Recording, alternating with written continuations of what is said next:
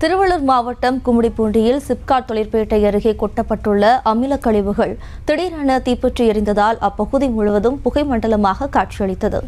இதுகுறித்த கூடுதல் விவரங்களோடு நமது செய்தியாளர் மகேஷ் இணைகிறார். வணக்கம் மகேஷ், விவரம். வணக்கம் ஜெயஸ்ரீ. கும்மிடிப்பூண்டி சிப்காட் மற்றும் அதனை ஒட்டிய கிராமங்களில் சுமார் 300க்கும் மேற்பட்ட பலவித உற்பத்தி தொழிற்சாலைகள் உள்ளன. இந்த தொழிற்சாலைகளில் உற்பத்தியின் போது வெளியேறக்கூடிய கழிவுப் பொருட்கள், அதாவது திடக்கழிவு, திரவ கழிவு உள்ளிட்ட கழிவுப் பொருட்கள் சட்டவிரோதமாக நீர்நிலை, அரசு புறம்போக்கு நிலம், வனப்பகுதி உள்ளிட்ட இடங்களில் அப்புறப்படுத்தப்பட்டு வருகிறது. அவ்வாறு அப்புறப்படுத்தப்பட்டு வரும் கழிவுகளால் திடீரென தீ விபத்து ஏற்படுவது வழக்கமாகிவிட்டது.